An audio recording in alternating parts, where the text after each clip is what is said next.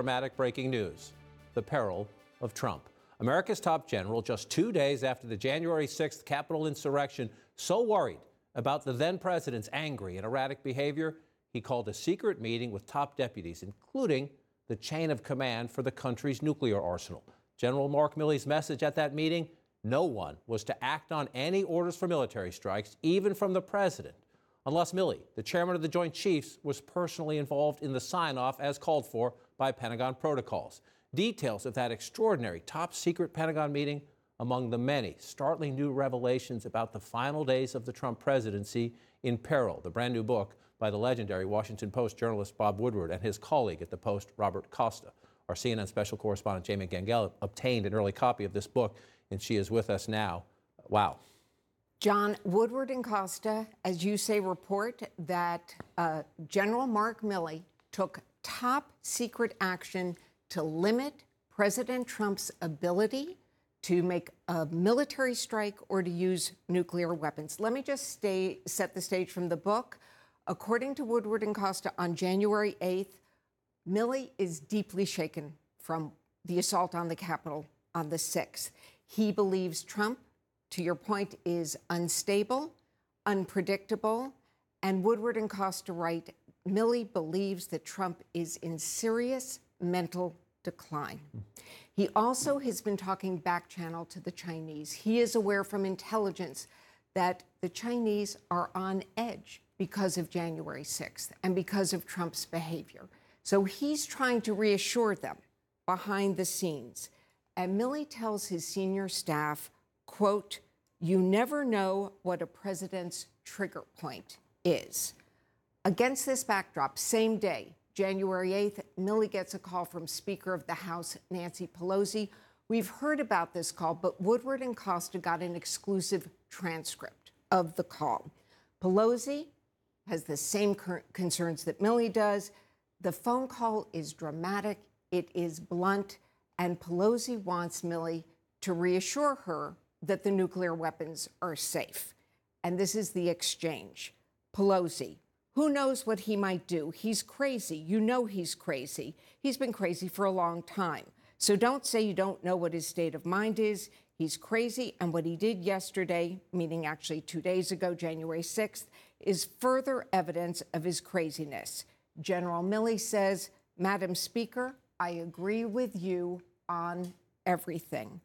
Milley reassures Pelosi on the call, but when he gets off, he thinks to himself, she's right, and he decides to take this extraordinary action. So he has this call with the Speaker in which she is agitated and essentially reinforces his concerns. Correct. He's seeing this intelligence and actually having a back channel. That's extraordinary. Back channel with his counterpart in China saying, calm down, everything will be okay. And he decides to call this extraordinary meeting. Take us inside. Right. And by the way, according to Woodward and Costa, Milley never tells the president about these back channel calls. So he calls an extraordinary meeting of the National Military Command Center, the Pentagon War Room. He brings the generals in and the officials, according to Woodward and Costa. Just remember, he is not technically in the chain of command. He is an advisor to the president. And he tells the generals and the officials who run the war room, no matter who calls you, you got to let me know. Here's what he says, quote, if you get calls, no matter who they're from, there's a process here, there's a procedure. No matter what you're told, you do the procedure, you do the process, and I'm part of the process.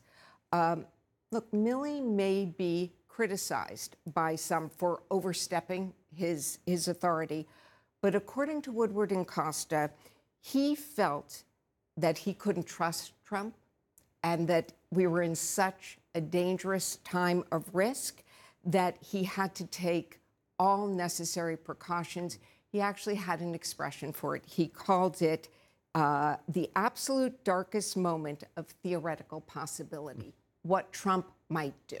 And so General Milley knows at this point his relationship with the president over that demonstration across the White House was a little toxic. It was bold. So perhaps he's worried about the relationship. But he also has other evidence. They write in the book about this secret memo that General Milley found out without his knowledge. The president was trying to very quickly pull troops out of Afghanistan before he left office. Right. Milley had proof that President Trump could go rogue. He had done it once before. A week after Trump loses the election, on November 11th, this memo, a military directive, shows up unexpectedly at the Pentagon. It is a secretly drafted and signed by the president memo saying you're to get out of Afghanistan by January 15th, before Trump's presidency is over. There's just one problem. No one on the national security team, no one at the Pentagon knew that this had been drafted and signed. It had been done by two Trump loyalists at the White House. They had done an end run around the national security team. They were completely blindsided. So Milley decides he's going to go over a no-notice, a surprise visit to the White House, and he confronts National Security Advisor Robert O'Brien, who says, I don't know anything about this either. And Milley says to him, quote, what do you mean you have no idea? You're the National Security Advisor to the president. And the Secretary of Defense didn't know about this. And the Chief of Staff to the Secretary of Defense didn't know about this. The chairman didn't know. How the hell does this happen? In the end, O'Brien convinces Trump to nullify the memo. As we all know, he didn't pull out the troops. But it shows two things. It shows that Trump was willing to do an end run on his national security and military advisors.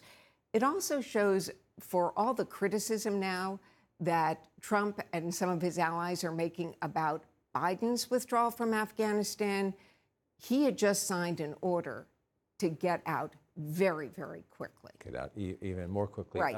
And there's other new details. Again, we know about the dysfunction in the White House at that time, especially the tension between the president and his then vice president, Mike Pence. Donald Trump wanted Mike Pence to jump in front of the train. And we've heard about this before, but they have new details about this January 5th meeting, the day before Mike Pence has to preside over the Senate and essentially accept the results of the Electoral College, which is to accept Joe Biden will be the next president of the United States. The president and the vice president, they take us inside that meeting, too. So these are direct quotes of Trump and Pence. It's the evening of January 5th, and they can hear the MAGA supporters outside on Pennsylvania Avenue cheering, blowhorns. And Donald Trump is twisting Mike Pence's arm. And he gestures toward the MAGA supporters outside that they could hear. And he says to Pence, if these people said you had the power, wouldn't you want to? In other words, overturn the election. Pence says, I wouldn't want one person to have that authority. Then Trump says to Pence, but wouldn't it be almost cool to have that power? Pence, no, I've done everything I could and then some to find a way around this. It's simply not possible. Trump loses it. No, no, no. You don't understand, Mike. You can do this. I don't want to be your friend anymore if you don't do this.